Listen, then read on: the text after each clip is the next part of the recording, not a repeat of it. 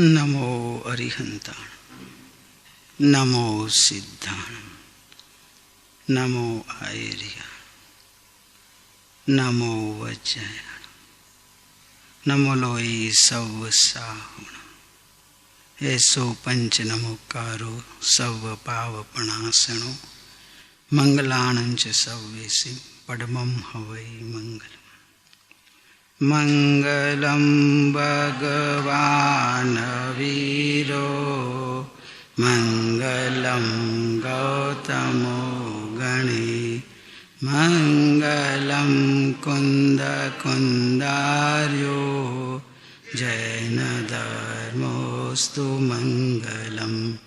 सर्वमंगलमांगल्यं सर्वकल्याणकारकं, प्रधानं सर्वधर्माणां, जैनं जयतु शासनं, जैनं जयतु शासनम्। ओम नमः सिद्धेभ्य, ओम नमः सिद्धेभ्य, ओम नमः सिद्धेभ्य।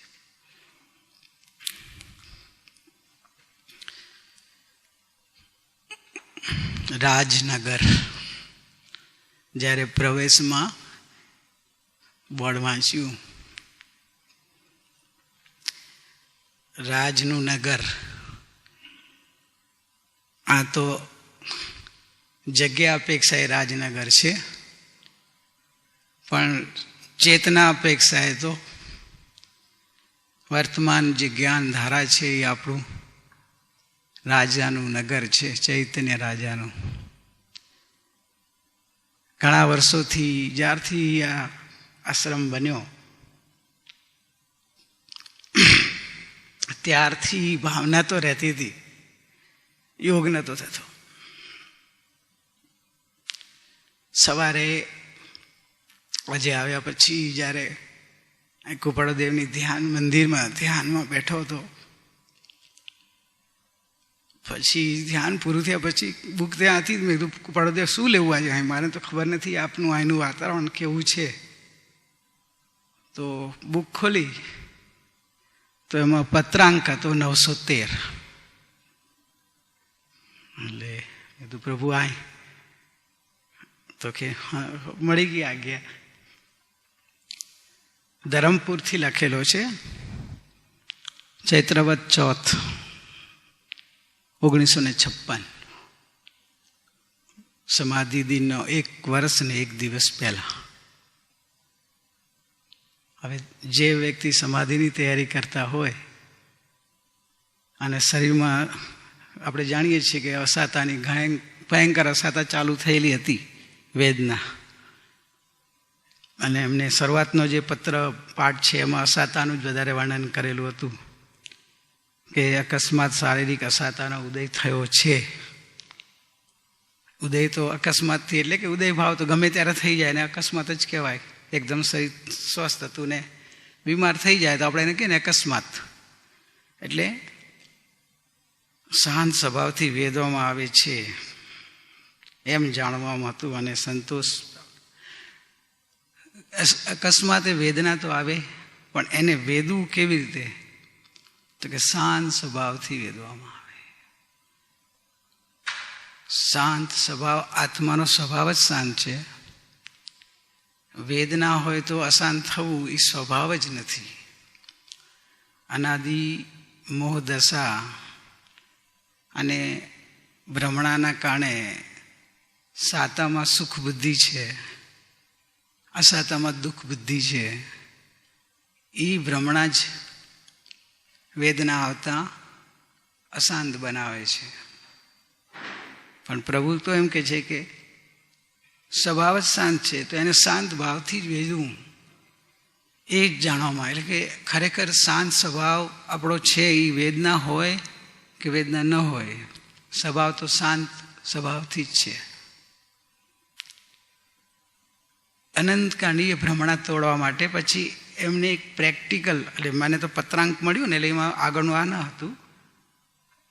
645 પેજ ઉપરનો અડધો પારા જે છે, એટલે કે એક વચ્ચેથી શરૂ થતો છે, એ એમને કેવી રીતે પોતે શાંત સ્વભાવે રહી રહ્યા છે કે અથવા એ બીમારીમાં કેવી રીતે શાંત રહેવું એનું પ્રેક્ટિકલ એમને બતાવ્યું છે.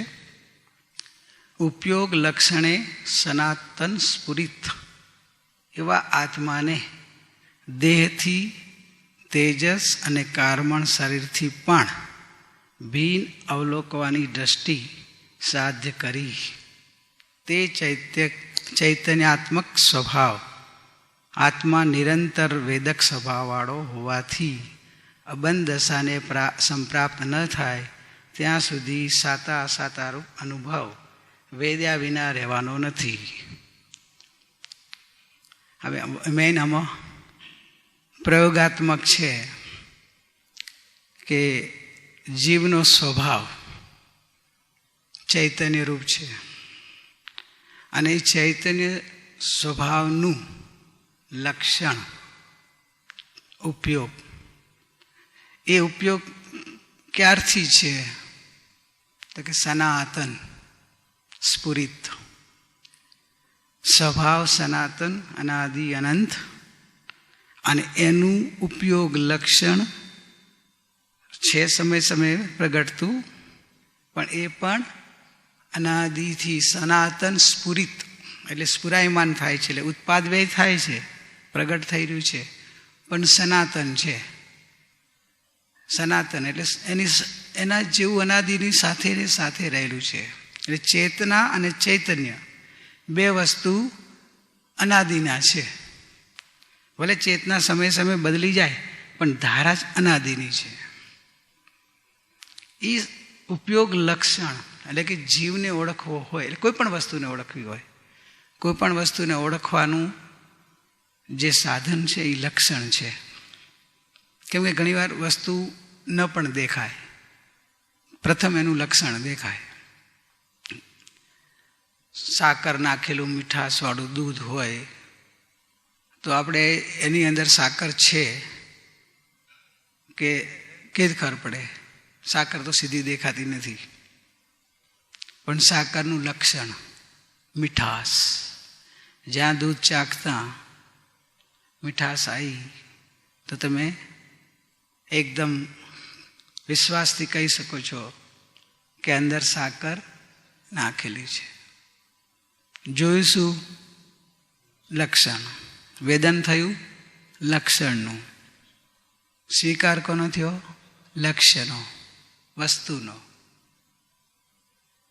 એમ સમજાય છે ને?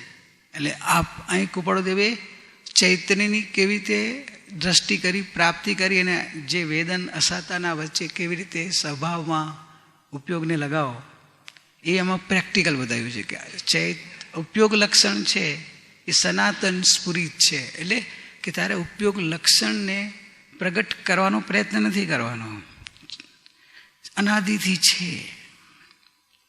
ચેતના અનાદિથી સમય સમય સ્ફુરિત થઈ જ રહી છે. ચેતના વગર ચૈતન્ય હોઈ ન શકે, લક્ષણ વગર લક્ષ્ય હોઈ ન શકે અને લક્ષણ હંમેશા લક્ષ્યને જ સિદ્ધ કરે. જે વ્યક્તિ લક્ષ્યને નથી ઓળખતો, લક્ષણને, એ લક્ષ્યને ન ઓળખી શકે. અંધ વ્યક્તિ હોય ને, અંધ વ્યક્તિ સૂર્યને ક્યારે જોઈ ન શકે. કેમ ન જોઈ શકે? કે સૂર્યનું લક્ષણ એવું પ્રકાશ, સૂર્યનું લક્ષણ પ્રસિદ્ધ લક્ષણ તો પ્રકાશ છે ને. હવે અંધ વ્યક્તિને પ્રકાશ નથી દેખાતો, પ્રકાશ નથી દેખાતો તો પ્રકાશક એવો સૂર્ય ક્યાંથી લક્ષમાં આવે? અંધ વ્યક્તિને સૂર્ય જેવો હોય તો પ્રથમ એને શું લક્ષમાં લેવું પડે?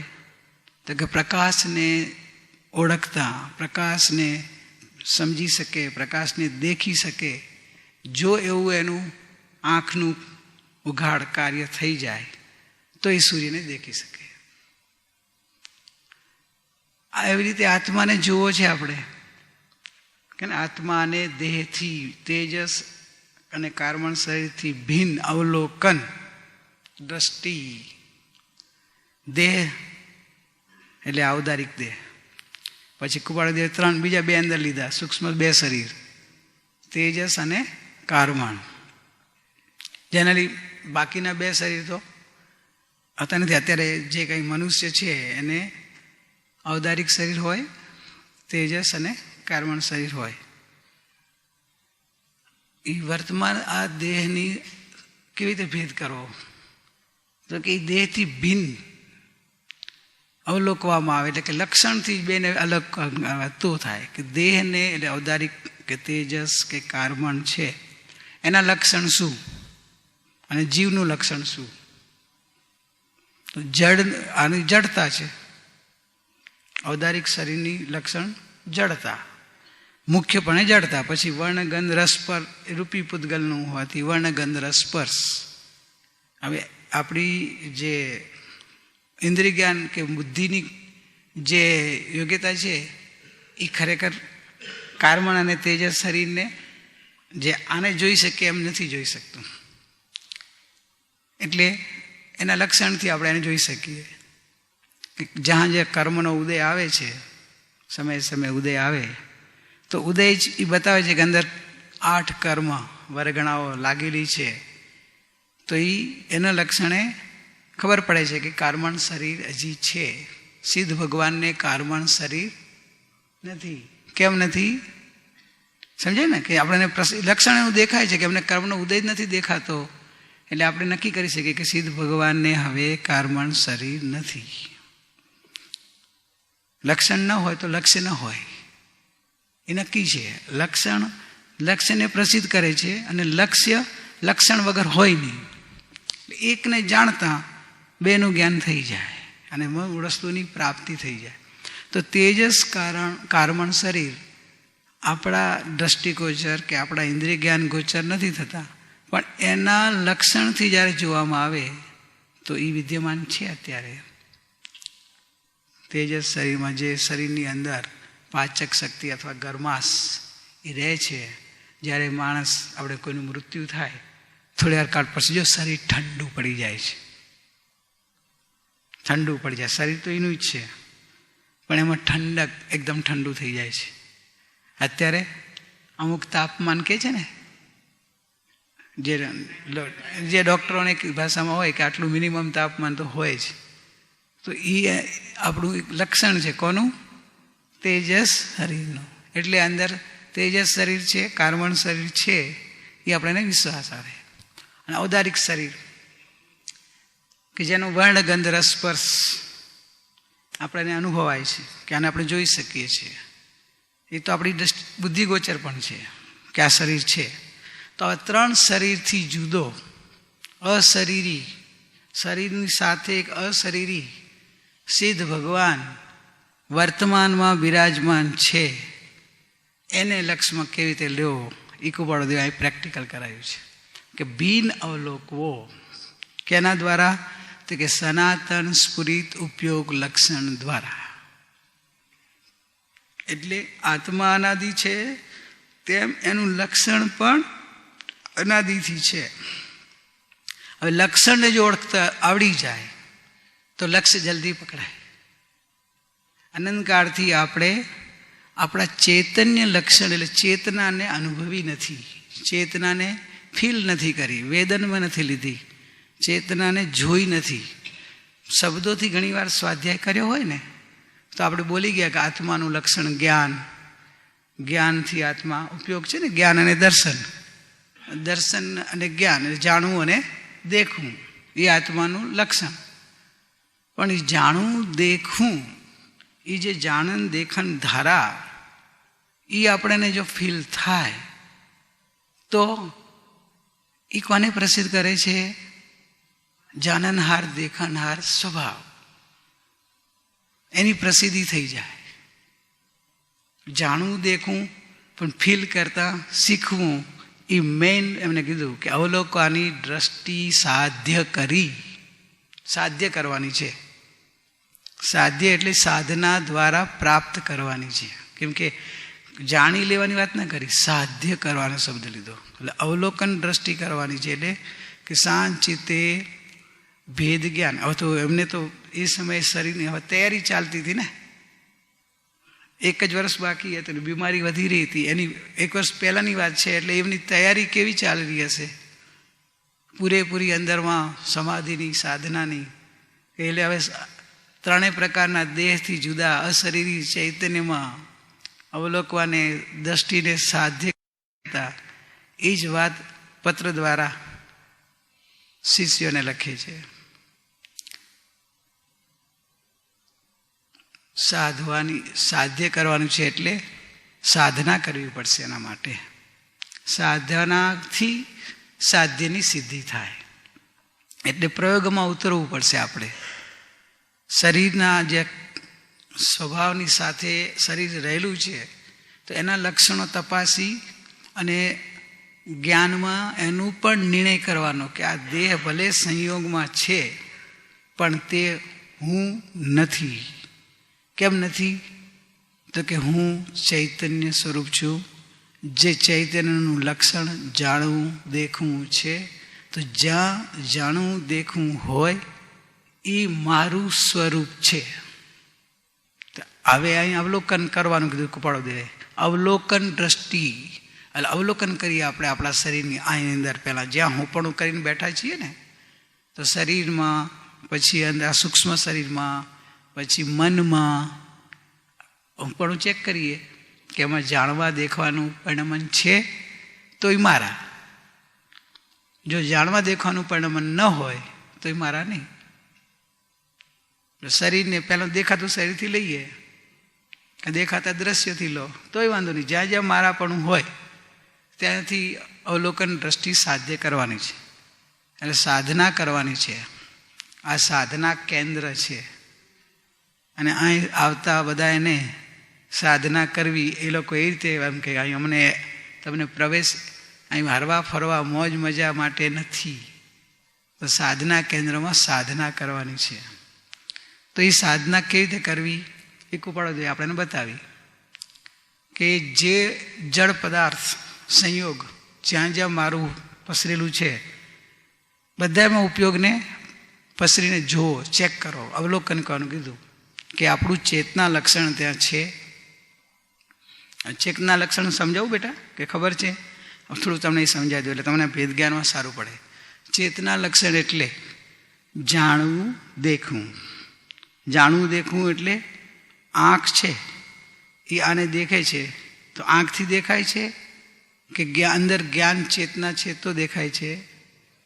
હા, સમજાણું ને? એટલે આવી રીતે ભેદ જ્ઞાન કરીને ચેતના લક્ષણને પહેલાં તો લક્ષમાં લેવાનું છે, અને પછી આપણે ભેદ જ્ઞાન સ્વપરનું કરીએ. તો ચેતના એટલે જાણવું દેખવું.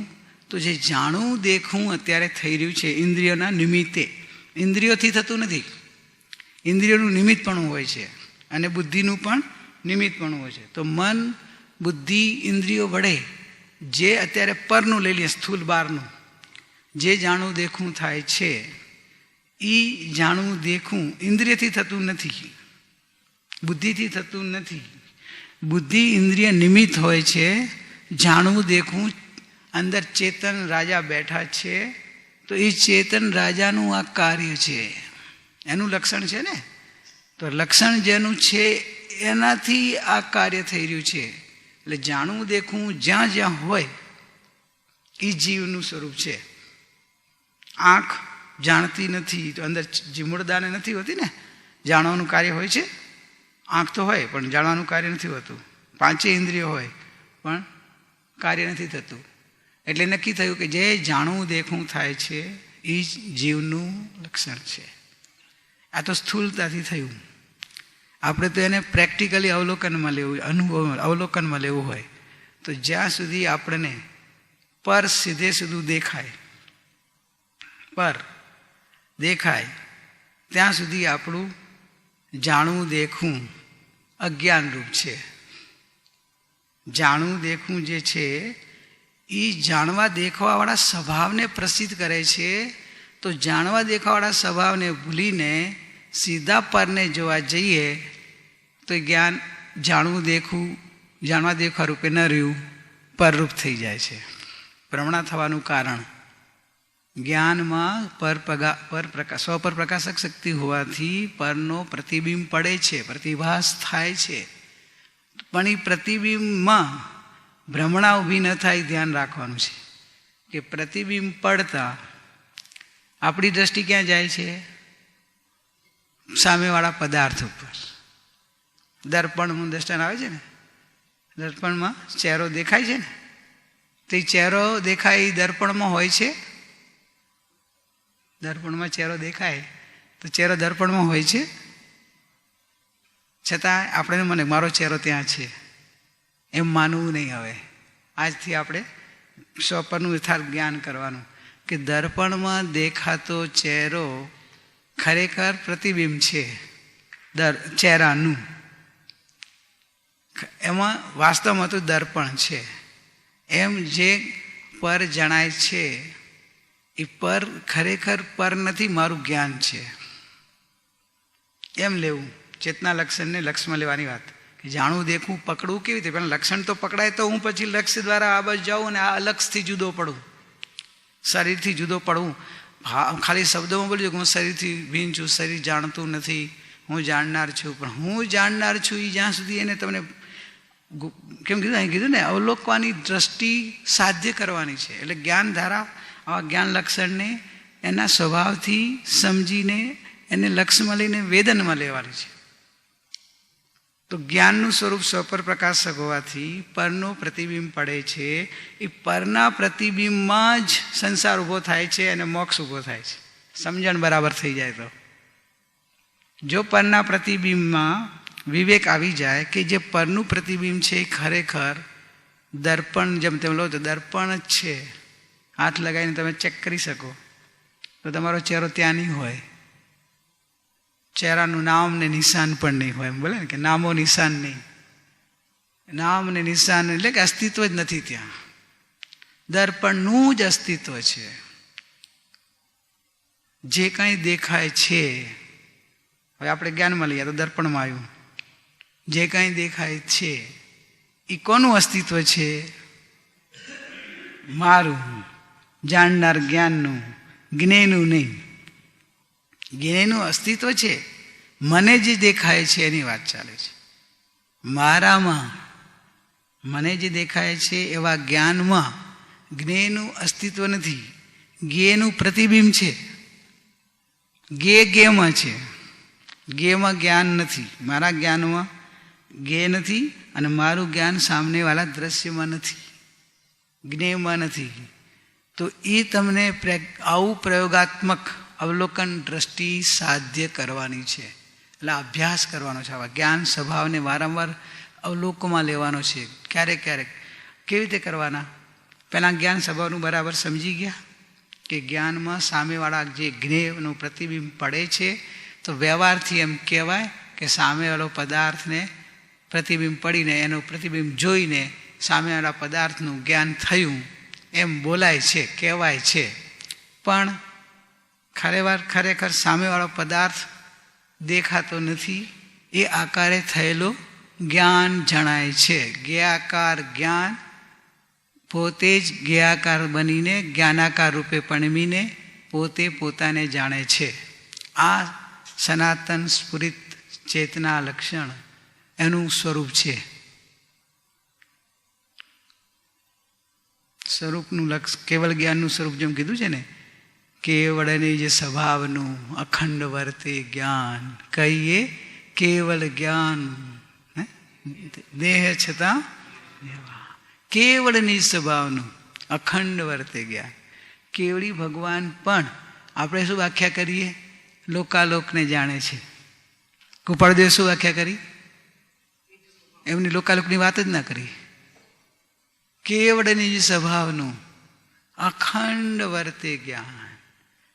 કેવળ નિજ સ્વભાવનું એટલે પોતાનું જ અખંડ પણ પોતાના સ્વભાવને જ જાણે છે. એટલે કેવળી ભગવાન પણ લોકાલોકને જાણે છે કેવું વ્યવહાર આવ્યો. લોકાલોક જણાય છે કેવું વ્યવહાર આવ્યો. કેમ કે લોકાલોકનું ખાલી પ્રતિબિંબ પડે છે. પ્રતિબિંબની અપેક્ષાએ કહેવાય કે લોકાલોકને જાણે છે એટલે વ્યવહાર આવ્યો ઉપચારિત. ખરેખર ખરેખર એમ કીધું કે કેવળ નિજ સ્વભાવનું અખંડ વર્તે જ્ઞાન, કહીએ કેવલ જ્ઞાન તે દેહ છતાં નિર્વાણ. તો આપણે પણ આપણા કેવળ જ્ઞાન સ્વભાવ, માત્ર જ્ઞાન સ્વભાવને અને જો ધ્યાનમાં લીન થઈ જાય તો અખંડપણે જેટલો સમય રહો, જેટલી સમય તમારું અખંડપણું જ્ઞાન સ્વભાવ સાથે, જ્ઞાયક સ્વભાવ સાથે, નિજ સ્વભાવ સાથે ઉપયોગ જોડાયેલો રહે, એટલો સમય નિર્વિકલ્પ ઉપયોગમાં સિદ્ધ સમાન બોલ્યા કે જેવા સિદ્ધ ભગવાનનું પણ મન અભેદપણે જ્ઞાયકમાં હોય છે એવું જ અભેદપણે જ્ઞાન જ્ઞાયકમાં વર્તે છે. લઘુનંદન, કેવડીના લઘુનંદન કીધા ને, કેવડી ભગવાનના લઘુનંદન થઈ જાય છે. તો એ જ્ઞાન સ્વભાવ આપણે હવે અભ્યાસમાં લેવાનો, સાધ્ય કરવાનો આજ્ઞા કરી. દ્રષ્ટિ અવલોકવાની દ્રષ્ટિ સાધ્ય કરી, અવલોકવાની દ્રષ્ટિને આપણે સાધનામાં લેવાની છે કે સ્વ પર પ્રકાશક જ્ઞાન સ્વભાવ છે. તો એ જ્ઞાન સ્વભાવને આ બધા જ્ઞેયો દેખાય છે એ આનંદકારથી ભ્રમણા કરીને જ્ઞેય લુબ્ધ થયા. 5 ઇન્દ્રિયના વિષય ભોગવા જઈએ ને આપણે, ભાવ તો આવે ને 5 ઇન્દ્રિયના વિષયમાં, કાં શબ્દ સાંભળવા ગમે, કાં બધા રૂપ દ્રશ્ય જોવા ગમે, રસમાં તો રસના અલગ અલગ ટેસ્ટ, રસવાળા ખાનપાનના પદાર્થોમાં મજા આવે. પછી આ ઠંડી ગરમી સ્પર્શના વિષયો, તો એ અજ્ઞાન કીધું એને જ્ઞાનીઓ. કેમ અજ્ઞાન કીધું હશે? હવે સમજાય છે? હવે સમજાશે તમને કે આ ઇન્દ્રિયના વિષયને ભોગવવા જવું એ અજ્ઞાન, ભ્રમણા, મોહ છે. જો જ્ઞાન એના વર્ણ ગંધ રસ એટલે જે 5 ઇન્દ્રિયના વિષયોને ભોગવી શકતું હોય, જાણી શકતું હોય તો એ મોહ ના કહેવાય, સ્વભાવ કહેવાય. જ્ઞાની પુરુષોએ એને મોહ કીધો.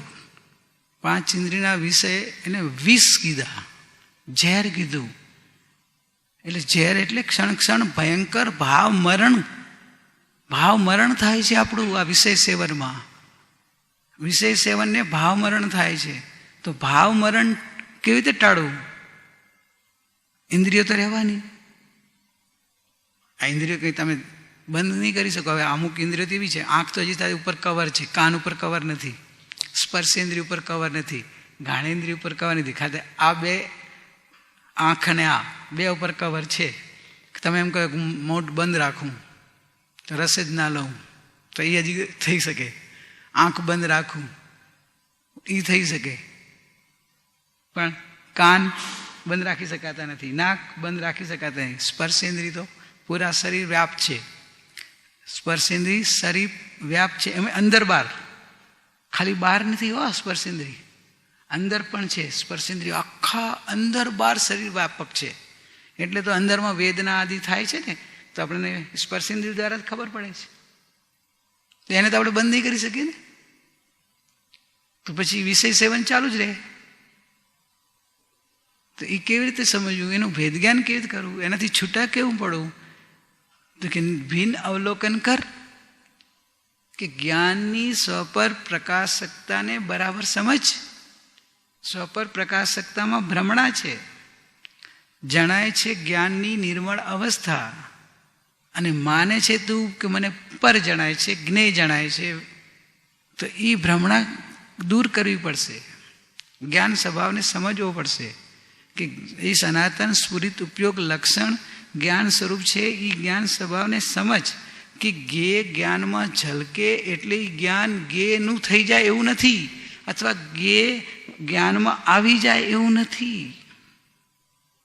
લોકાલોક જ્ઞાનમાં આવી જાય છે, કેવલ જ્ઞાનમાં તો લોકાલોકનો નાશ થઈ જાય, અને કેવલ જ્ઞાન જડ થઈ જાય. એ તો ચેતન રહે છે. લોકાલોક બધો જડ પદાર્થો ઘણા છે, તો અહીંયા કેવલ જ્ઞાનમાં આવી જાય, અને કેવલ જ્ઞાનમાં એક કેવલ જ્ઞાનમાં ચાલે જાય. સમજો એમ તમે લો તો બાકીના કેવલ જ્ઞાનમાં શું જશે? દેખાય બધાને સમાન, તો શું દેખાય છે? મહેશભાઈ સમજો.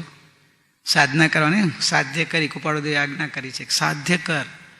આ આવી અવલોકન દ્રષ્ટિ સાધ્ય કરવાની છે, એટલે સાધના કરવાની છે. અને અંદરમાં એવું અનુભવમાં લઈને એ દેહાદિથી ભિન્ન ચૈતન્ય લક્ષણ દ્વારા ચૈતન્ય સ્વભાવનો અનુભવ કરીને આપણે એ પદ્ધતિ દ્વારા અંદરના અશરીરી સ્વભાવને અનુભવવાનો છે. તો વેદનાની અંદરમાં જે કૃપાળુદેવે સમાધિપૂર્વક દેહ છોડ્યો તો કંઈ એ રમત વાત ન હતી કંઈ. અને એ આનંદમાં રહેતા રહેતા અને શાંત સ્વભાવમાં આમ વેદના તો ઘણી હોય, કેમ કે વેદના તો એટલી બીમારી વધી ગયેલી હતી કે વેદના ભયંકર હતી કે પોતાની મેળે પડખું નહોતા ફરી શકતા, એટલી તો વીકનેસ અશક્તિ હતી. એવી દશાવાળા ક્ષમતા અને આનંદને મસ્તીમાં રહીને દેહ છોડી શક્યા હોય તો એ પ્રભુની અંદરની ધારા તો એને પકડીએ તો ખબર પડે ને. આપણે તો ભક્તિથી ખાલી કે પ્રભુએ સમાધિ વર્ણ કરી લીધું, પ્રભુ તો ક્ષમતાપૂર્વક એકદમ, પણ પ્રભુ એ તો ભક્તિ થઈ, પણ પ્રભુએ કર્યું કેવી રીતે? મારે તો કરવું છે એમ, તેમના જેવું કરવું હોય તો એમના જે કર્યું શીખવું પડે ને. ખાલી ભક્તિ કરીને કર્યું તો એ ભાવના થઈ કે બસ પ્રભુએ જેવું સમાધિ વર્ણ કર્યું ને એવી રીતે હું આત્મજ્ઞાનપૂર્વક સમાધિમૂર્વક જાવું છે, એ તો ભાવના થઈ. ભાવના અલગ ચીજ છે, એ હોવી જોઈએ, પણ ભાવનાની પૂર્તિનો પુરુષાર્થ તો જે રીતે એમને કર્યું એ રીતે આપણે કરવું પડે. તો એ રીત એમને બતાવી આપણને, તો એ રીત આપણે પકડવી પડશે કે કેવલ જ્ઞાનમાં લોકાલોક આવી જતું નથી, કેવલ જ્ઞાન લોકાલોકમાં જતું નથી, કેમ કે એ તો ભગવાનની પાસે રહે છે. અલોકમાં કેવી રીતે જાય કેવલ જ્ઞાન? અલોક કેવલ જ્ઞાનમાં આવે નહીં, છતાં લોક અલોક બધું જણાઈ જાય. તો લોક અલોક જણાય છે એ શું છે? કે પોતાનું જ જ્ઞાન સ્વભાવનું જ પરિણમન છે, ને એ જ્ઞાન સ્વભાવ જણાય છે, ને જ્ઞાન સ્વભાવનું જ વેદન છે. એ જ્ઞાન સ્વભાવનું આ અંતરંગ પ્રેક્ટિકલ સ્વરૂપ સમજવાનું છે કે જ્ઞાન સ્વભાવથી સ્વપર પ્રકાશક છે. છઠ્ઠી ગાથામાં સમયસારમાં લીધું છે ને, બીજા પારામાં જે ટીકામાં, જ્ઞાકાર અવસ્થામાં પણ જ્ઞાયકપણે જણાયો. જ્ઞાકાર અવસ્થા આપણે પર્યુષણમાં લીધું હતું, યાદ હતું. જ્ઞાકાર અવસ્થામાં જ્ઞાયકપણે જણાયો, એટલે કે ગે આકારે લોકાલોકના આકારે જે કેવલ જ્ઞાન થયું છે એ ગે આકાર અવસ્થા કહેવાય. સામને ગે જેવો જ્ઞાનમાં થતો જ્ઞાનનો આકાર, જ્ઞેનો નહીં, પણ જ્ઞેનું નિમિત્ત હોય તો આપણી નિમિત્ત ઉપર નજર છે તો નિમિત્ત ઉપર નજરથી જ્ઞાકાર કહેવાય. જો તમારી નજર જ્ઞાન એટલે ઉપાદાન ઉપર હોય, જ્ઞાન ઉપર હોય તો એ જ જ્ઞાકાર નથી, જ્ઞાનાકાર છે. ચહેરાની બે રીતે જોઈ શકો. ચહેરાનો આકાર દર્પણમાં દેખાય છે, એની જોવાની બે એંગલ દ્રષ્ટિ છે. ચહેરાથી જુઓ તો એમ કે મારા ચહેરાનો આકાર છે, ચહેરાના નિમિત્તે થતો દર્પણમાં આકાર, તો આપણે ભાષામાં વ્યવહારે કહીએ કે ચહેરાનો નિમિત્ત અપેક્ષા કે ચહેરાનો આકાર છે, ત્યાં ટેબલનો આકાર નથી, એ બતાવવા અપેક્ષા. એટલે કે જે આકાર થયો એ કોના જેવો થયો, કોના જેવો, કોનો નહીં. કોનો લેવો તો દર્પણનો જ છે. દર્પણનો જ જે આકાર થયો એ કોના જેવો થયો, તો સામે જે નિમિત્ત હોય એ નિમિત્તનું જ્ઞાન કરાયું, અને જે નિમિત્ત ન હોય એનું પણ જ્ઞાન થઈ જાય કે ભાઈ ચહેરા જેવો આકાર થયો છે, એટલે બાકીના જે સાધન છે એના જેવો નથી થયો, એના જેવો, એનો નહીં. પ્રેક્ટિકલ કરવાનું છે આખું. આ એમને પ્રેક્ટિકલ રીતે ભીન અવલોકન દ્રષ્ટિ, અવલોકન કરવું એટલે પ્રેક્ટિકલ છે કે આ જ્ઞાનને તમારે ભીન જગતના, એટલે અહીં તો ત્રણે લીધા છે. શરીર, ત્રણ શરીરથી જુદું અવલોકન, પણ આપણે તો હજી શરીર સુધી પહોંચે પહેલાં આ બધા દ્રશ્યોથી તો પહેલાં સમજી લઈએ જ્ઞાન સ્વભાવને, પછી શરીર સુધી પહોંચીએ, અને પછી શરીરથી જુદા મન સુધી, મનથી આગળ, એમ એક એક સ્ટેપ આપણે જઈએ. તો પહેલાં તો આ નક્કી કરીએ જ્ઞાન સ્વભાવ કેવો છે. જ્ઞાન સ્વભાવ એકવાર સમજાઈ જશે પછી તો ફટાફટ, એકવાર તમે દર્પણનું સ્વરૂપ સમજી લીધું પછી ગમે તેવા દ્રશ્ય સામે દેખાય તમે ગભરાશો નહીં, કેમ કે તમે જોઈ લીધું કે દર્પણમાં એનો પ્રવેશ નથી. તો દર્પણમાં દેખાય છે તો દેખાય એનું એવું દર્પણની સ્વચ્છતાની યોગ્યતા છે. દર્પણની સ્વચ્છતાની એવી સ્વાભાવિક યોગ્યતા છે કે સામેના પદાર્થ એમાં સ્વચ્છતામાં આવીને એના જેવા ઝલક થાય છે, પણ એનો આકાર દર્પણનો આકાર છે. એટલે કે જ્ઞાકાર થવાથી તે જ્ઞાનને જ્ઞાયકપણું પ્રસિદ્ધ છે. એટલે કે જ્ઞાયક એટલે જાણનાર છે. એ તો જ્ઞાકાર થયું એટલે જ્ઞેનો આકાર ત્યાં આવી જતો નથી, જ્ઞાન સ્વયં જ્ઞાકાર થાય છે. તો જ્ઞ આકાર થવું એ જ્ઞાનનો સ્વભાવ છે. જેમ દર્પણનું સામેવાળા પદાર્થના આકારે થવું એ દર્પણનો સ્વભાવ છે. દિવાલની બાજુમાં લગાવેલું હોય તો દિવાલમાં ન થાય, દિવાલની ઉપર અહીં લગાવેલું હોય તો અહીં તમારા ચહેરાનો આકાર થાય, અહીં ન થાય. ચહેરાથી થતું હોય તો બે જગ્યાએ થવું જોઈએ ને.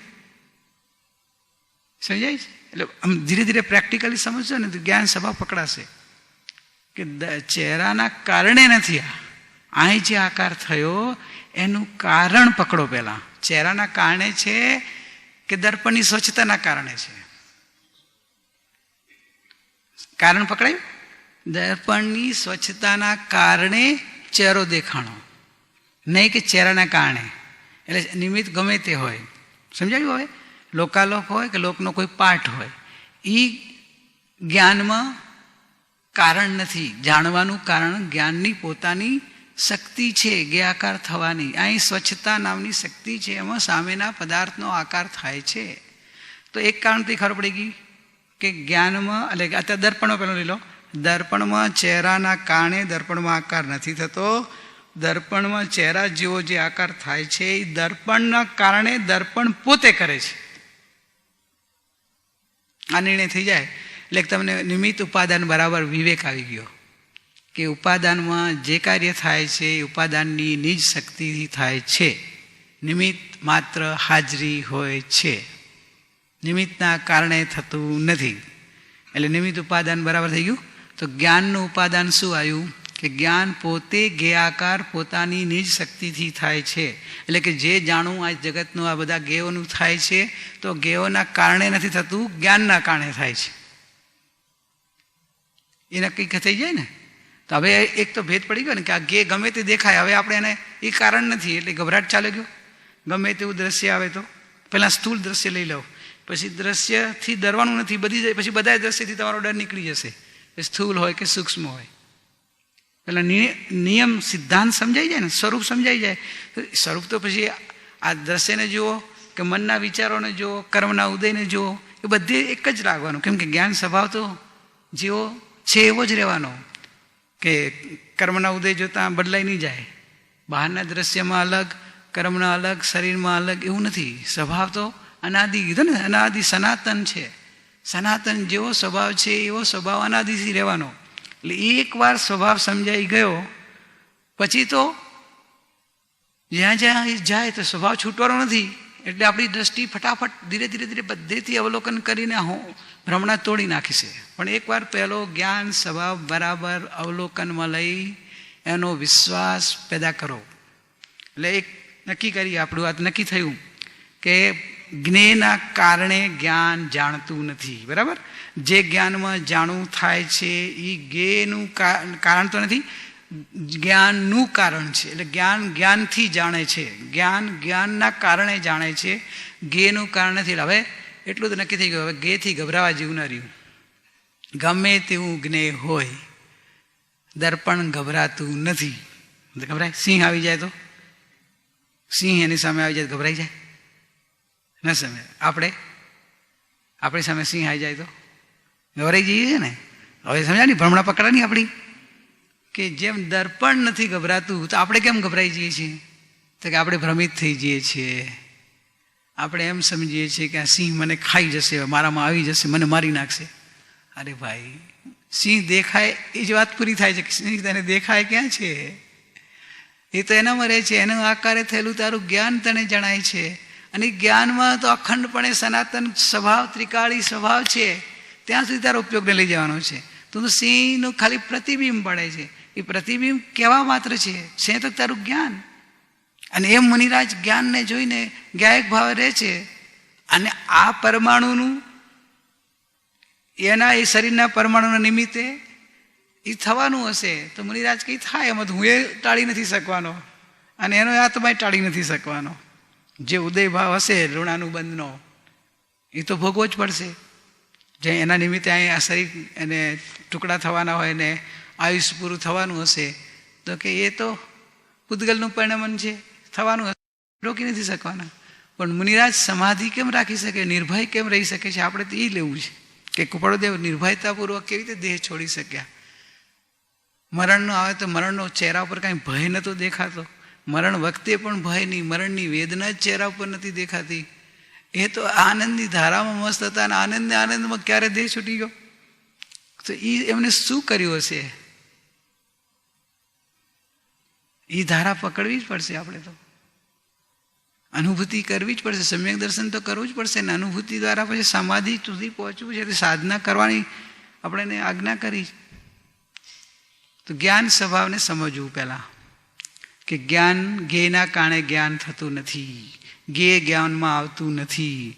ખરેખર જ્ઞેય, જો બહુ નિશ્ચયથી વાત કરું છું, આ જ્ઞાનની સ્વભાવની જ્યારે ઉપાદાનથી કહું તો જ્ઞાન પોતે જ જ્ઞેય આકાર થયેલું હોવાથી એ જ્ઞેયાકાર થયેલા જ્ઞાનને જ જ્ઞાન જાણે છે, ખરેખર પરને જાણતું નથી. એટલે ખરેખર કેવલી ભગવાનનું કેવલ જ્ઞાન લીધું ને, કે કેવલ જ્ઞાન પોતાને જ જાણે છે, કેવળની સ્વભાવને જ જાણે છે. પર તો ઝલકી જાય છે. પરનું ઝલકવું, લોકાલોકનું ભૂતકાળ ભવિષ્યકાળ અનંતું બધું જ્ઞાનમાં ઝલકે, પણ ભગવાનનો પર તરફ ઉપયોગ હોતો નથી.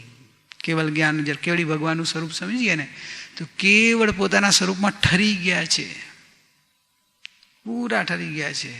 એમને પર પ્રકાશક જ્ઞાન એટલું ખુલી ગયું છે કે લોકાલોક ભૂત ભવિષ્યકાળ જણાય છે, પણ ભગવાન જાણવાનો ઉપયોગ મૂકતા નથી. જો ભગવાન ઉપયોગ મૂકે તો 13મું ગુણસ્થાન નીચે એટલે આવે નહીં, આવતા નથી, પણ સમજવા માટે, કેમ કે એ ઉપયોગ મૂકવો પર તરફનો એ છદ્મસ્ત અવસ્થામાં હોય છે, કેવલ જ્ઞાન અવસ્થામાં હોતું નથી. ત્યાં સહજ સ્વપનનો પ્રતિભાસ સહજ હોય છે અને પોતાના સ્વરૂપમાં નિર્વિકલ્પપણે, કેમ કે નિર્વિકલ્પતા છે ને કેવલ જ્ઞાન પછી તો નિર્વિકલ્પતા છે, સિદ્ધ અવસ્થા એ પણ નિર્વિકલ્પતા છે. એટલે એમને હવે એવો સ્વપરનો ભેદરૂપ વિકલ્પ નથી. એટલે કેવળની સ્વભાવમાં ઠરી ગયા, નિર્વિકલ્પપણે ઠરી ગયા છે. તો પરનો પ્રતિબિંબ પડે છે તો પડે. ભગવાન ઉદાસીન છે, કેમ કે હવે પર સાથે કોઈ સંબંધ નથી અને પરનું પણ સ્વરૂપ સમજી ગયા છે કે પરના ખાલી મારા જ્ઞાનની અંદરમાં એના આકારો થયેલું મારું જ્ઞાન મને જણાય છે. એટલે એ લોકાલોક સાથે કંઈ સંબંધ નથી. સમજજો ભાઈ, થોડુંક નવું છે. સમયસારનું સ્વરૂપ કૃપાળુદેવ આમાં લઈ લીધું છે અને કુદરતી યોગ બની ગયો છે. મને એ જ પત્રાંક હવે લેવાનો ભાવ થયો છે. આજ્ઞા એ રીતે મળી, જાણે એવું લાગ્યું હું તો આજ્ઞા સમજીને હું લઉં છું, કે એ જ પત્ર ઉપર સીધો નજર ગઈ ખોલતા જ. અમે કીધું ચલો પ્રભુ આ એ જ પ્રેક્ટિકલ લઈ લઈએ. સાંભળવાનું તો આપણે ઘણું આપણે કરીએ, વાંચવાનું બીજું ઘણું વાંચીએ, પણ આજે કૃપાળુદેવ કે આ અવલોકનને સાધ્ય કરવાનું છે. તો જ્ઞાનમાં હવે સમજાય ગયું, પર જણાતું નથી સીધે સીધું, પરનો પ્રતિબિંબ પડે છે. પછી વ્યવહારે કહેવું હોય તો લંબાઈને કહેવાય કે આ છે દર્પણનું દ્રષ્ટન યાદ રાખજો કે આ આકાર કોના જેવો થયો એ બતાવવા માટે વ્યવહારથી કહેવાય કે ચહેરાનો આકાર છે. એમ લોકાલોકનો આકાર પણ લંબાઈને કહેવું હોય તો કહેવાય કે લોકાલોકનો આકાર છે. અને પછી કહેવાય કે વ્યવહારે લોકાલોકને જાણે છે, કેવળી ભગવાન કહેવાનો વ્યવહાર છે. ખરેખર લોકાલોકને નથી જાણતા, પોતાના કેવલ જ્ઞાનને જાણે છે, કે જે કેવલ જ્ઞાનમાં બધું જણાય છે. તમને સવારે ગાડીનું દ્રષ્ટિ નહોતું આવ્યું કે ગાડીનો ડ્રાઇવિંગ કરતા હતા તો ત્યાં ઓલું એક દર્પણ હોય, તમારે હોય ને આ ડ્રાઈવરની ઉપર હોય એક પાછળ જોવા માટેનું મિરર હોય, મિરર દર્પણ હોય ને. તો એને પાછળ જોવું હોય ને તો આમ જોવે કે આમ જોવે? સામે જ જોવે છે ને. એ સામે દેવાળા દર્પણમાં જોવે છે ને, જોવે છે દર્પણમાં, જ્ઞાન થઈ જાય છે પાછળ. પાછળ જોવાની એને જરૂર નથી, પણ પાછળનું જ્ઞાન પૂરી પડી ખબર પડી જાય છે. પાછળ ગાડી આવે છે કે શું છે. જે આ તો ડ્રાઇવિંગમાં ભાઈ ચાલતા હતા એટલે અમારી જે ચર્ચા ચાલતી હતી ત્યારે આ વાત લીધી હતી કે તમે તો પાછળનું જ્ઞાન તમને કેવી થઈ જાય છે કે પાછળ ગાડી આવી રહી છે, પાછળ ગાડીનું નામે બોલી દે કે આ ગાડી આવી રહી, કે કાર આવી રહી છે, કે ટ્રક આવી રહી છે, કે બધું તમારી નજર તો આ બાજુ છે, પાછળ તો છે નહીં. કેમ થાય છે? તો કે દર્પણમાં એનું પ્રતિબિંબ પડે છે અને એ પ્રતિબિંબવાળા દર્પણને હું જોઉં છું. કોને જોવે છે? એ આગળ દર્પણને જ જોવે છે. દર્પણમાં એનું પ્રતિબિંબ વાળું, એટલે પ્રતિબિંબવાળા દર્પણને જોઉં છું અને એ પ્રતિબિંબવાળા દર્પણને જોઈને પાછળનું છે એની વ્યવહારથી એનો નિર્ણય થઈ જાય છે કે પાછળ ટ્રક આવે છે કે નહીં. તો ખરેખર ટ્રકને કે ગાડીને જોવે છે કે દર્પણને જોવે છે? નજર ક્યાં છે? દર્પણને જ જોવે છે ને. સમજાણું? આ તો તમે ગાડી ચલાવતા એટલે તમને તો બધાને ઇઝી સમજાઈ જશે સંદીપભાઈ, બરાબર ને? તો દર્પણને જોયું, એમાં ઓલું જણાય પ્રતિબિંબ પડે છે, તો એનું જાણવું થયું, વ્યવહાર થયો. એમ જ્ઞાની કેવડી ભગવાન કે આપણે બધા આપણે આપણા જ્ઞાનને જ જોઈએ છીએ. કેમ કે સઠી આપણે શું કીધું? જ્ઞાકાર થવાથી તે જ્ઞાનને જ્ઞાયકપણું પ્રસિદ્ધ છે. એ જ્ઞાકાર અવસ્થામાં પણ જ્ઞાન છે, જ્ઞાયક છે, જ્ઞાયક જ છે, જાણનાર જ છે. એટલે પોતે જ્ઞાકાર અવસ્થાથી થઈ એટલે જ્ઞેય નથી ત્યાં, જ્ઞેય ત્યાં છે નહીં. જ્ઞાનનો આકાર થયો છે જ્ઞેય જેવો, અને જ્ઞાન જ છે, જ્ઞાયક જ છે, જાણનાર જ છે. જ્ઞેય એટલે જેનો જેવો આકાર થયો એ જ્ઞેય ત્યાં છે નહીં. તો દેખાય છે એ શું દેખાય છે? જ્ઞાન. આ પ્રયોગમાં લેવાનું છે. પછી તો ધીરે ધીરે બધામાં લઈશું. તો પહેલાં જ્ઞાન સભામાં લઈને પછી બધાએ જ્ઞેયોનો અનાદિનો જે ભ્રમ છે ને તોડવાનો છે. જ્ઞેયાંતર કે જ્ઞેય લુબ્ધતા કે સમય સમયે 5 ઇન્દ્રિયના વિષય, પછી આ શરીર પડદે ત્રણેય શરીર લઈ લીધા. તો શરીરની અંદર પછી વેદના લીધી, વેદક સ્વભાવ એટલે વેદના ને વેદવાની ભ્રમણા થઈ ગઈ છે. ખરેખર તો પોતાને વેદવાનો સ્વભાવ છે. વેદન થાય છે પોતાનું, માની લે વેદના તો વેદનાનું સ્વરૂપ લક્ષ્યમાં કરે. આપણે પ્રયોગમાં લેશું એક એક. જો આપણે ઉતાવળ નથી કરવા, કેમ કે આ સૂક્ષ્મ છે થોડું. ઝટપટ વાંચી જશો ને તો વાંચી જવાશે. સાધ્ય કરવાની આજ્ઞા કરી છે કે અવલોકન દ્રષ્ટિ સાધ્ય કર. એટલે આપણે તો પ્રયોગમાં ઉતરીને એને એકવાર બરાબર બેસી ગયું ને પછી તો વિશ્વાસ છે. પછી વિશ્વાસ હોવાથી જ્ઞેય દેખાય છે ત્યાં કોઈ મારું નહીં, હું તો જ્ઞાન કેવળ જ્ઞાનનો જાણનારો, આ જાણનારો જણાય છે, આ જાણનાર છે એ જણાય છે. જ્ઞેય સાથે મારો કોઈ સંબંધ નથી. એટલે કેવડી ભગવાનને આખું લોકાલોક દેખાય છતાં રાગદ્વેષ થતા નથી. આપણે તો અમે જમવા જશું તો ખબર પડી જશે કે ખાટું મીઠું બરાબર આવ્યું કે ના આવ્યું. લે, ભગવાનને આટલું બધું જણાય તો રાગદ્વેષ ના થાય ને આપણને થોડું જાણવામાં એ જાણીએ જ છીએ ત્યાં, પણ ત્યાં કેવા રાગદ્વેષ કરી બે છે. એટલે આપણે જાણવાની ભૂલ થઈ કે નહીં? જાણવાની ભૂલ એટલે જાણવાની સ્વરૂપને સમજવાની ભૂલ છે. જાણનાર સ્વરૂપ તો જાણવા રૂપે જ પડવે છે, પણ એ જાણવામાં સમજણની ભૂલ છે. એટલે સ્વરૂપ સમજ્યા વિના કુપાળું દેવ લીધું ને. સ્વરૂપ નવું ઉત્પન્ન નથી કરવાનું, પણ જેવું સ્વરૂપ જ્ઞાનનું છે ને એવી રીતે આપણે સમજ્યા નથી. જેવું જ્ઞાનનું ને જ્ઞાયકનું સ્વરૂપ સમજી લો તો પામ્યો સુખ અનંત. અને આવું જેવું છે એવું ન સમજો તો પામે દુઃખ અનંત. બસ આટલામાં જ છે. કાલ આજ સવારે હતું ને, જે જ્ઞાન અનંતકાળથી જે જ્ઞાન ભાવ હેતુરૂપ થતું હતું તે જ્ઞાનને ક્ષણ માત્ર જાત્યાંતર કરી ભાવ નિવૃત્તિરૂપ કર્યું તે કલ્યાણ મૂર્તિ સમ્યક દર્શનને નમસ્કાર. અમે શું લીધું? જ્ઞાન તો જ્ઞાન જ રહ્યું. જ્ઞાનમાં ફરક શું પડ્યો? જાત્યાંતર થયો. જાત્યાંતર એટલે જે પહેલાં અજ્ઞાન હતું હવે સમ્યક જ્ઞાન થઈ ગયું. ક્યાં નથી? તો કે સમ્યક દર્શન થતા. તો સમ્યક દર્શનમાં શું થયું? તો કે સમ્યક દર્શનમાં શ્રદ્ધાન થયું. શ્રદ્ધાન કોનું થયું? તો કે જ્ઞાન સ્વભાવનું થયું.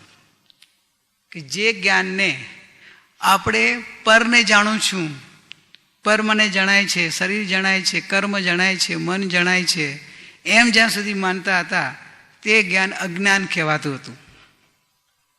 જ્યારે તમને જ્ઞાન સ્વભાવનું આવું સ્વરૂપ સમજાયું અને તમને સમજો કે જ્ઞાન જ્ઞાનને જ જાણે છે, જ્ઞાનનું જ જ્ઞાન થાય છે, જ્ઞાન જ્ઞેયને જાણે, જ્ઞાનનો પ્રતિબિંબ છે, પણ એ પ્રતિબિંબ પણ જ્ઞાન જ છે. આપણી ભક્તિ છે ને, જે જ્ઞાન જાનતા હૈ वो ज्ञान की रचना वह ज्ञान से निरमित है सब ज्ञान ज्ञान दिखता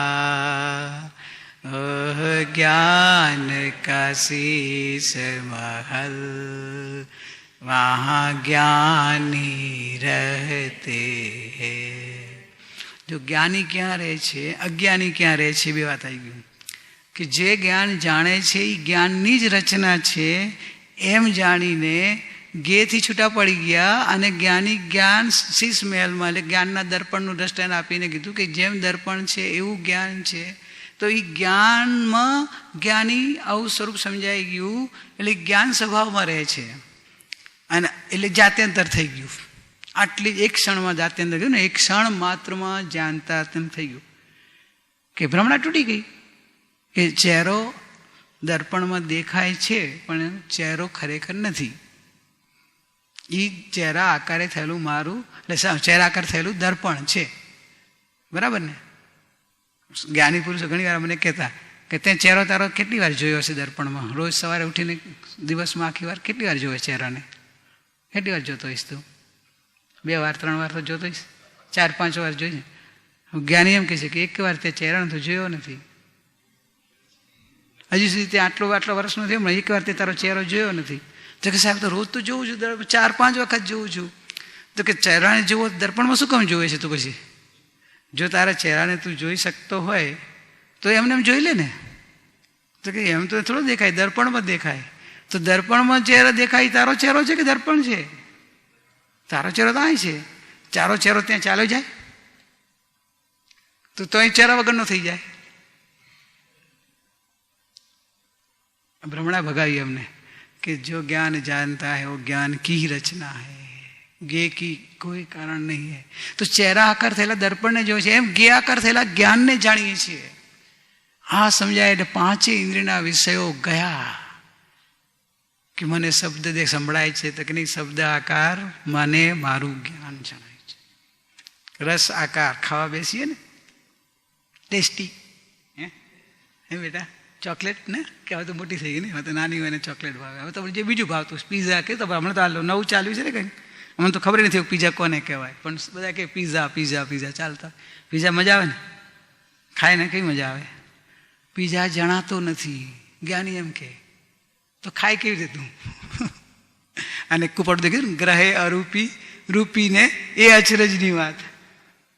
જ્ઞાન અરૂપી રૂપી આ પીઝા ખાઈ શકે? અરૂપી રૂપીને કઈ રીતે ગ્રહી શકે? આ ભ્રમણા કેમ કરે છે કે મેં ખાધું? અરે જ્ઞાની તો એમ કહે છે કે તું ખાવાની ક્રિયા ક્યાં છે કે તને પીઝા જણાતોય નથી. આ વિષયને જીતવાની વાત કરી છે ને. પીઝા આકારે તારું જ્ઞાન જણાયું. જ્ઞાન જણાયું તો એ જ્ઞાનને તે જાણ્યું પણ પીઝાને જાણ્યો નથી. તો પીઝા જણાતો જ નથી તો પછી એને ખાવાનું ભોગવાની વાત તો પૂરી થઈ ગઈ. જે જણાતો જ નથી તો કેવી રીતે ખાઈ શકો? ભોગવાની વાત તો ક્યાં રહી? આ જ્ઞાન સભા એકવાર સમજાઈ જશે ને તો બધા એક એક થઈ જશે. દેહથી છૂટા, ઇન્દ્રિયોથી છૂટા, મનથી છૂટા, વિચારોથી છૂટા, વિભાવોથી છૂટા, બધેથી છૂટા. એક જ્ઞાન લક્ષણ સમજાતા અંદર અંદર થઈ સીધા જ્ઞાયક સુધી પહોંચી શકાશે. અવલોકવાનું પ્રેક્ટિસ કરવી પડશે. એની પહેલાં જ્ઞાન સભાને બરાબર બહુ પ્રેક્ટિકલ સમજી અભ્યાસમાં લેવાનો છે. અને એ અવલોકનનો અભ્યાસ વધતો જશે એમ સમજાઈ જશે. પછી જ્ઞેયોથી તમને ગભરાટ જશે નહીં. ચાલો ગયો ગભરાટ જ નહીં, ડર જ નહીં રહે, ભ્રમ જ નહીં રહે ને. દર્પણમાં જેમ સિંહ દેખાય દર્પણ ડરતું નથી એમ આપણું જ્ઞાન એટલું નિર્ભય થઈ જાય. ગમે તેવું જ્ઞેય જળગે, ગમે તેવો કર્મનો ઉદય આવે, ગમે તેવી અસાતા વેદની આવે, ગમે તેવી પરિસ્થિતિ આવે, ગમે તેવી કઠિનાઈ આવે, મારું જ્ઞાન મારા જ્ઞાયક સાથે અનન્ય હોવાથી હું જ્ઞાયક છું, મને તો મારું જ્ઞાયકપણું અનુભવાય છે. ત્યાં સુધી આપણે પહોંચવાનું છે. મેં તમને ફટાફટ સુધી જ્ઞાયક સુધી પહોંચવાનું ટાર્ગેટ આપી દીધું. એટલે તમને ખબર પડે કે આ બધું આટલી એક્સરસાઇઝ કરાવો શું કામ? કે આટલી એક્સરસાઇઝ એટલા માટે કરાવું છે કે આપણે જ્ઞાયક સુધી પહોંચવું છે અને સુખી થવું છે ને. ખબર દઉં કે ને સ્વરૂપને યથાર્થ સમજ તો સુખી થઈ જઈશ, નહીં તો દુઃખી રહીશ. સ્વરૂપ નહીં સમજીએ તો પામ્યો દુઃખ અનંત, સ્વરૂપ સમજાઈ ગયું તો પામ્યો સુખ અનંત છે. પછી બીજું કાંઈ સાહેબ પણ સુખી થવા માટે કાંઈ નહીં. સ્વરૂપ સમજ જાત્યાંતર કહી દીધું ને, ખાલી જાત્યાંતર કરવાનું છે. એ જાત્યાંતર કેમ થાય? કે એનું સ્વરૂપ સમજે થાય. આપણે અત્યારે સ્વરૂપ ભૂલી ગયા છીએ, ભ્રમણામાં ઊભા છીએ અને જેમ છે તેમ નથી જાણતા. હજી લેવાનું છે, ચાલશે ને? 5 વાગ્યા સુધી છે. વચ્ચે એક ભક્તિ લેવી છે. અચ્છા, તો થોડુંક ગાળા જીગરભાઈ એક ભક્તિ કહો છો એમ કે છે. એક ભક્તિ વચ્ચે લઈ લઈએ, થોડો ગળાને રેસ્ટ અપાવો છે તો.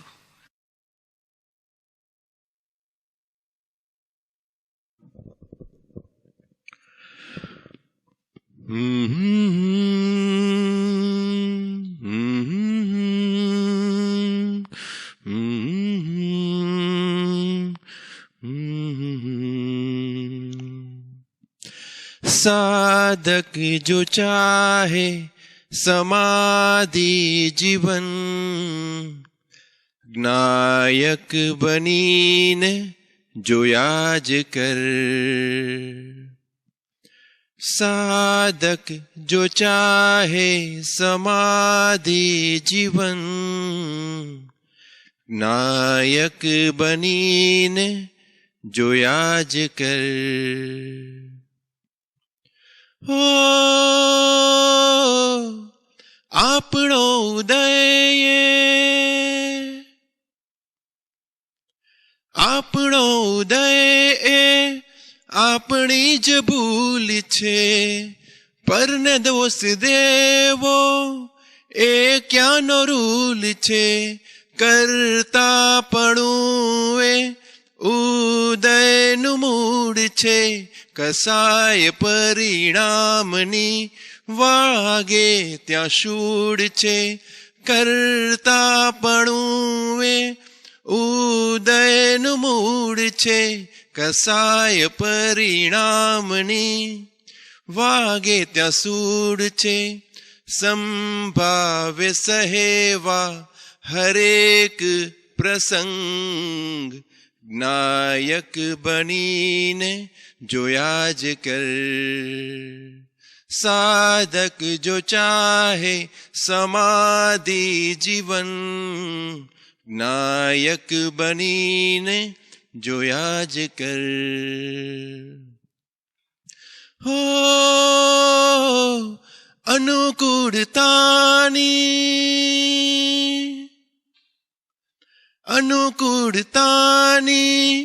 જ્યાં જ્યાં ચાહત છે. પ્રતિકૂળતાની લાગે આફત છે. ઉદય ભાવની આ તો મમત છે. મોહરાજાની આ મેલી રમત છે. ઉદય ભાવની આ તો મમત છે. મોહરાજાની આ મેલી રમત છે. વિભાવ ભાવથી બનવા અસંગ, નાયક બનીને જોયા જ કર.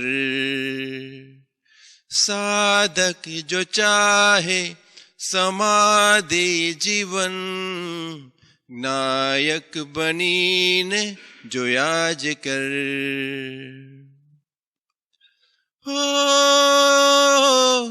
જોવું ને જાણવું, જોવું ને જાણવું આ તારો ધર્મ છે.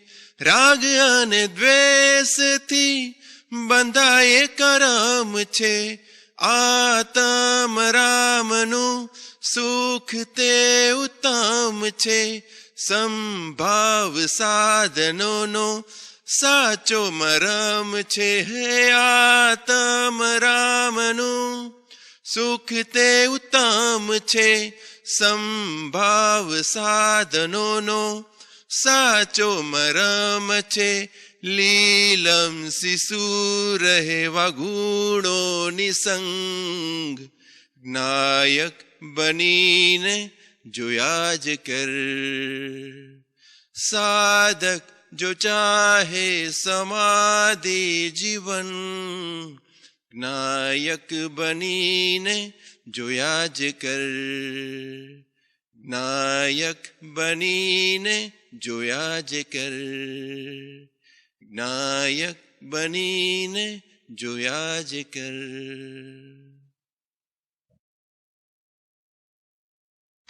સરસ. જે આપણો વિષય ચાલતો એને અનુરૂપ ભક્તિ આવી ગઈ. ગાયક બનીને જોયા જ કર. સાધક જો ચાહે સમાધિ જીવન.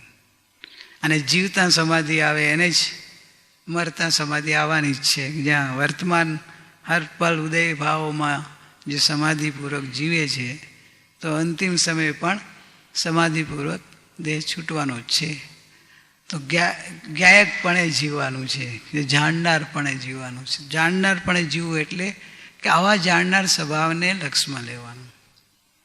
હવે એ જે ભક્તિ ગાતા હતા એ સમયે તમને શું દેખાતું હતું? ભક્તિ સરસ લાગતી હતી ને, કેવી સરસ ગાય છે. જો આપણું બંધ કેવું જ્ઞાન અજ્ઞાન થાય છે. વ્યવહારથી ભલે કહેવાય પણ જ્યાં સુધી આપણી એ દ્રષ્ટિમાં આ શબ્દથી ભિન્ન શબ્દ આકાર મારું જ્ઞાન અને એ જ્ઞાનનું મને જાણવું એ નહીં પકડાય તો ભક્તિના શબ્દોમાં એકાકાર થવાથી પરગેયોમાં એકાકાર થયા એટલે અજ્ઞાનનું બંધ ચાલુ રહે. ભલે તમારા ભાવથી થોડા શુભ ભાવ વધે, ભક્તિના નિમિત્તે મનમાં શુભ ભાવ આવે, કેમ કે શુભ જ્ઞેયને જાણો છો.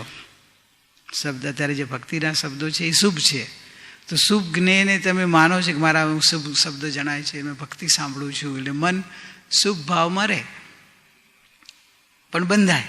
અજ્ઞાન તો ઊભું જ રહે, મિથ્યા તો રહે છે. ભક્તિ ગાઈને મિથ્યા તો રહે, તો ગાવાથી પણ મિથ્યા ને ભક્તિ સાંભળવાથી મિથ્યા તો કે ભક્તિ સાંભળવાથી પણ મિથ્યા તો રહી શકે છે. તો કે કેવી રીતે? તો કે ભક્તિના જે શબ્દો કાનમાં ઝલક્યા. હું પ્રેક્ટિકલ કરાવું છું, ચાલશે રે? હા, થોડુંક પ્રેક્ટિકલી લઈ લઈએ ને. ભક્તિના જે શબ્દો કાનમાં ઝલક્યા એ શબ્દ આકાર તો જ્ઞાન થયું. શબ્દ તો જ્ઞાનમાં આવતા નથી, જડ ચેતનમાં આવે નહીં. જ્ઞાન તો ચેતન છે. ચેતના તો પોતાના સનાતન સ્ફુરિત સ્વભાવથી છે, તો એ તો જાણવા રૂપે પણમી રહી છે. તો આ જે ભક્તિના શબ્દો સાંભળ્યા અથવા ભક્તિના શબ્દો તમે ગાયા એટલે ગાનાર અને સાંભળનાર આપણે બેનું પ્રેક્ટિકલ લઈ લઈએ ને તો શું થાય છે? આપણે ખરેખર જોવાય તો વિષય સેવર જ થયું, એટલું છે કે શુભ વિષય થયો. અશુભ નહીં પણ શુભ. ફેરાફેરી થઈ પણ બંધ તો ઊભો રહ્યો, આશ્રવ તો ઊભો રહ્યો, સંવર ના થયો, ધર્મ ના થયો. તો કે અમે તો પ્રભુની ભક્તિ કરીને, ભક્તિ ગાઈને, તો કે શુભ ભાવ થયો. પ્રભુની ભક્તિ કરીએ શુભ ભાવ. હમણાં ફિલ્મી ગીત ગાયું હોત તો ગાયું જ છે ને એ, અને તમે સાંભળ્યું. ક્રિયા પ્રોસિજર તો સેમ થાય છે. ફિલ્મી ગીત સાંભળો અને ફિલ્મી ગીત ગાઓ, એ સેમ પ્રોસિજર છે. એમાં અશુભ બંધ થાય, કેમ કે અશુભ નિમિત્ત છે. જે શબ્દો છે એ બધા શુભ રૂપ હોય એટલે ભાવ પણ અશુભ થાય. આ શબ્દો શુભ નિમિત્તે શુભ ભાવવાળા હોવાથી શુભ થાય. ધર્મ ક્યાં થયો? ધર્મ ન થયો આમાં. કે ધર્મ ન થયો તો કે જ્ઞાન જાતા ત્યારે ન થયું. જ્ઞાન તો અજ્ઞાન ઊભું જ રહ્યું. જ્ઞાને પોતાના જ્ઞાયકને ન જોયો ત્યાં સુધી જ્ઞાન અજ્ઞાન છે. જ્ઞાન જેનું છે એને ન જુએ, એને ન જાણે, એને ન અનુભવે તો પછી શું થાય? તો કે બંધ ભાવ ઉભો રહે છે. જ્ઞાન તો જ્ઞાયકનું ને. જ્ઞાન ક્યાંનું? જ્ઞાન કોનો છે, કોનો સ્વભાવ છે? તો જ્ઞાયકનું. તો જ્ઞાયકને ન જોયું, જ્ઞાયકને ન જાણ્યો, શબ્દો ન જાણ્યા, શબ્દો ગાયા. થોડું કડક લાગે નહીં? કે આવું ભક્તિ કરી તો બંધ, ભક્તિ કરી તો મને. તો કે જ્ઞાની ભક્તિ કરે ને અજ્ઞાનમાં ભક્તિ થાય, ફરક હોય કે ના હોય? શું ફરક હતો હશે?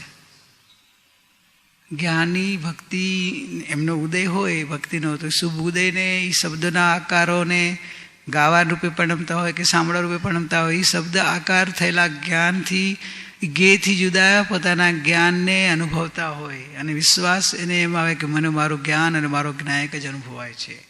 એટલે એ શબ્દના ભાવને ન પકડતા જ્ઞાયક ભાવને લક્ષ્યમાં લે છે. એટલે એમને ધર્મ પણ થાય, પછી ભક્તિમાં શુભ ભાવ આવે તો પુણ્ય પણ બંધાય. એટલે એમનું પુણ્યનું બંધી પુણ્ય હોય. થોડું સૂક્ષ્મ વાત લાગે સાહેબજી, સમજો પ્રભુ. પ્રયોગાત્મક છે. આ તો આપણે બંધાવવું નથી ને. કૃપાળુદેવ કીધું છે ને, અવલોકવાની દ્રષ્ટિ સાધ્ય કરવાની છે. તો આપણા જ્ઞાન સ્વભાવને અવલોકવાનો છે કે જ્ઞેયાકાર અવસ્થા એ જ્ઞાનની છે. હવે શબ્દરૂપ આકાર થયો ને જ્ઞેયાકાર, તો એ પર જ્ઞેયાકાર અને સ્વજ્ઞેયાકાર. પર જ્ઞેયાકાર એટલે શબ્દરૂપ જ્ઞાનનો આકાર થયો, એ પર જ્ઞેયાકાર છે. એટલે પર જ્ઞેયાકાર કેમ કીધો? કે તમારી નજર શબ્દ ઉપર હોય તો. અને સ્વજ્ઞેયાકાર જોવો હોય તો કે જોવાનું? તો કે શબ્દ આકાર થયેલું મારું જ્ઞાન છે.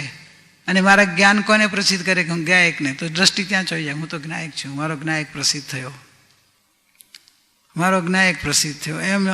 એમ લક્ષમાં લે તો એમને ઉપયોગ અંતર્મુખ થયો. એટલે શુદ્ધ ઉપયોગ પણ ક્યારેક ક્યારેક નિર્વિકલ્પ થઈ જાય, સદુપયોગ થઈ જાય. ન થાય તો દ્રષ્ટિ ઊભી રહે. અને દ્રષ્ટિ ઊભાથી જ્ઞાનનું સ્વભાવ જેવો છે એમ એની જાગૃતિમાં રહે. એટલે પછી શબ્દોને સાંભળવા વખતે એમને અંદરમાં ભેદ પડે. ભેદ પડી ગયો, એકાકાર હવે ન થાય, હવે ભિન્ન પડી ગયું. ભિન્ન પડી જવાથી એમની મિથ્યાત્વ નથી લાગતું,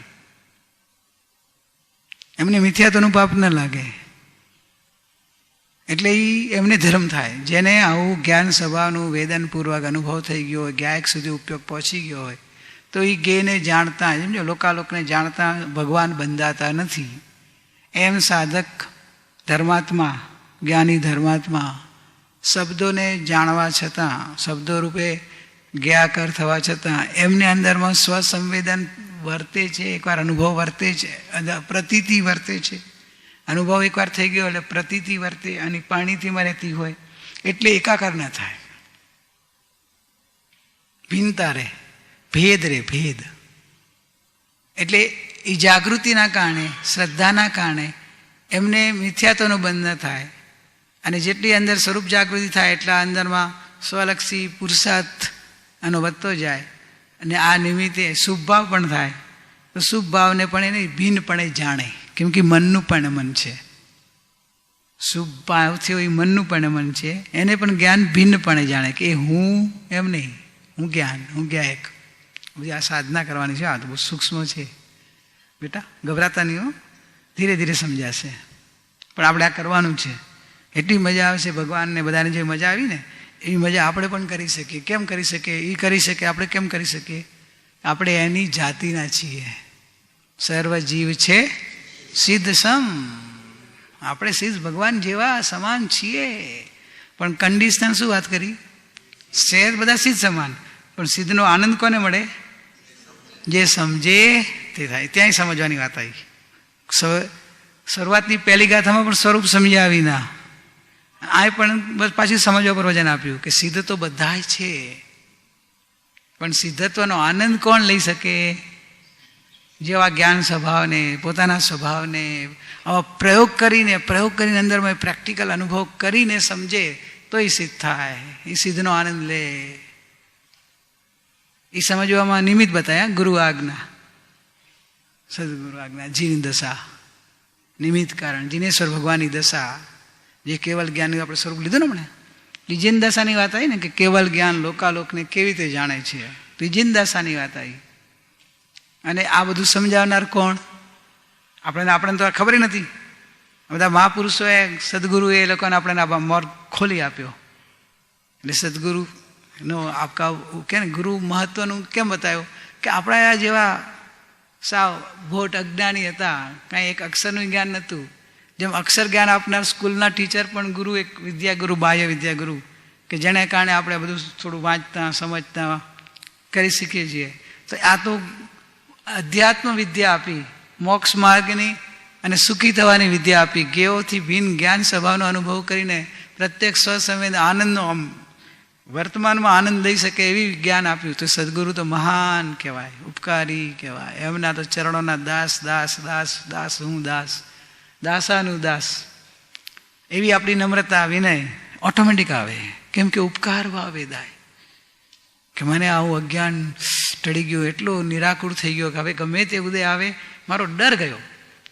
ઉદય નહીં બદલી શકું, ઉપયોગ બદલી નાખું. બેન્સીનું વચનામૃત છે ને, ગમે તે હે ને, તને કાંઈ ના ગમતું હોય તો તારા આત્મામાં ગમાડ, તારો ઉપયોગ પલટી નાખ. એ શબ્દ એમનો એ છે મેઇન. મારે ત્યાં એ કહેવું હતું કે ઉપયોગને પલટી નાખ. આપણને સદગુરુ શું કરાવે? બીજું કાંઈ ના કરાવે, ઉપયોગ પલટાવે.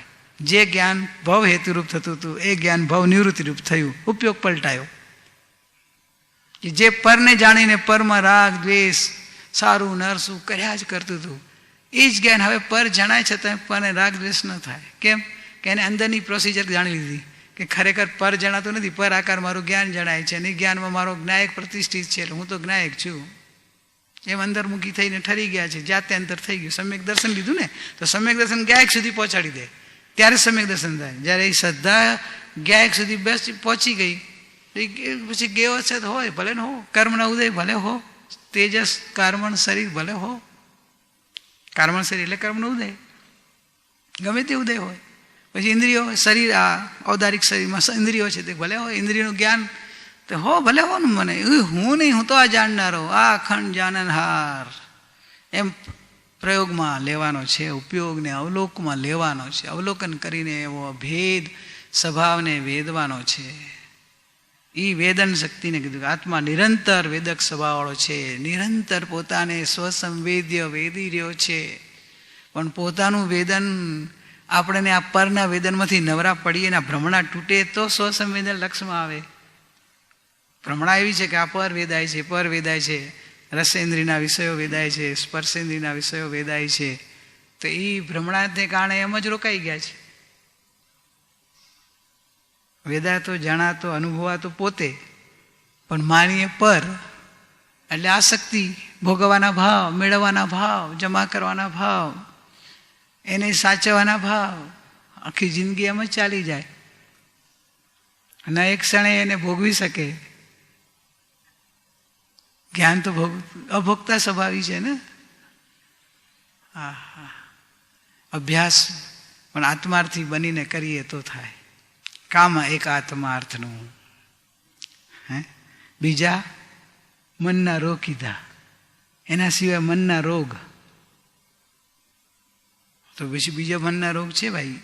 આત્માર્થી બનીને આત્માને લક્ષમાં લઈને આત્માને અનુભવમાં લે, આત્માર્થી. આત્માર્થી એટલે કેવળ એક આત્મા જ એને જોવાય, આત્મા જ જોઈએ, બીજું કાંઈ જોઈએ નહીં. આત્મા જ દેખે, આત્માને જ અનુભવે, આત્માને જ વેદે, આત્માનો જ લક્ષ કરે. એ આત્માર્થી, આત્માનો અર્થી, કે કેવળ એને આત્મા સિવાય બીજું હવે કાંઈ જોતું નથી, જાણતું નથી. જો એક જ ભાવમાં ઊભો છે કે બસ હું જ જણાવું, હું જ વેદાવું, હું જ અનુભવાવું, તું હી તું, તું હી તું, તું હી તું, તું હી તું, તું હી તું. એવો અંદરનો એક નાદ ઉઠે. આહા, એ જે સ્વરૂપ ભક્તિ કે બસ પ્રભુ હવે તું હી તું, તું હી તું.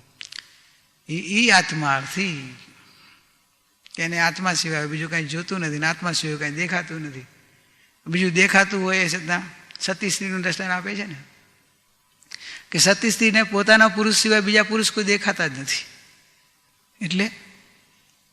એટલે શું થઈ ગયું કે એને બીજા પુરુષ દેખાતા નથી, તો બીજા પુરુષ બધા ભાગી ગયા. બીજા પુરુષ દેખાતા નથી એટલે શું? એની દ્રષ્ટિમાં પોતાનો પુરુષ રમે છે એમ કહેવા માંગે છે.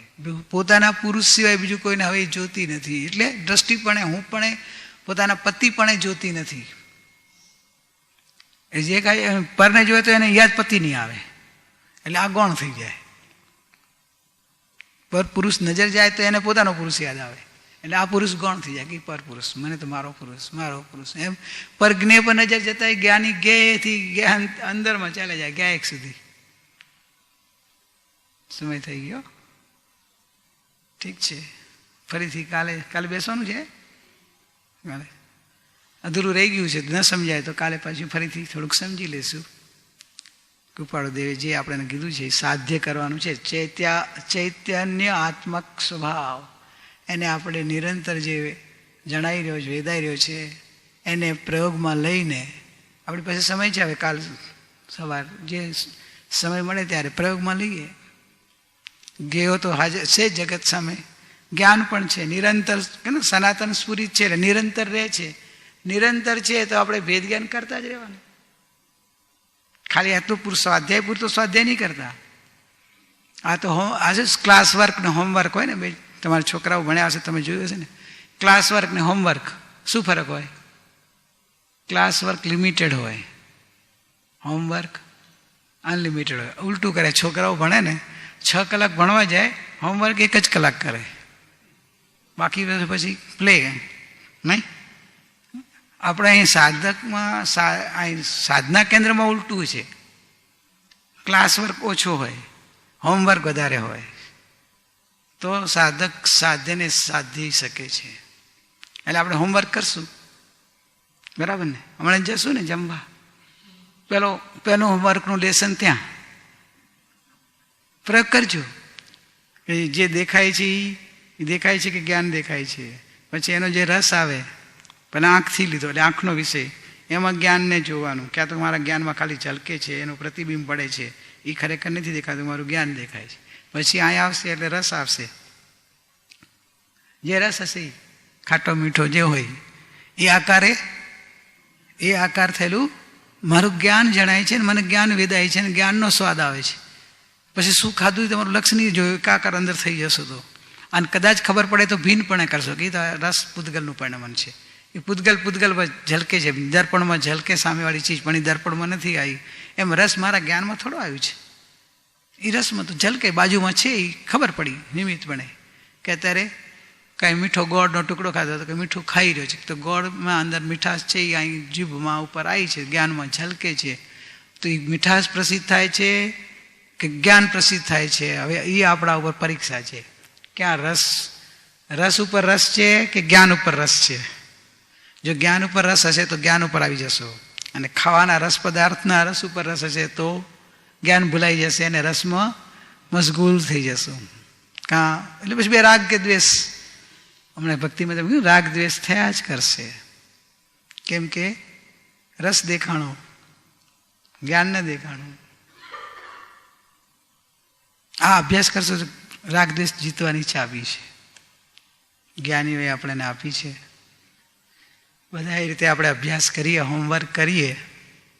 આપણે તો સાધના કેન્દ્રમાં આવ્યા છીએ તો આપણે તો એ જ કરવાનું છે. એ રીતે અભ્યાસ કરીએ, પ્રયોગાત્મક કરીએ, અને જ્ઞાન સ્વભાવને બરાબર સમજીએ. જ્ઞાન સ્વભાવનું સ્વસંવેદન પ્રગટ થાય, અને એ સ્વસંવેદનમાં સ્વભાવની સિદ્ધિ થાય. એ જ શુભ ભાવના, એ જ મંગલ ભાવના. ઓમ શાંતિ શાંતિ.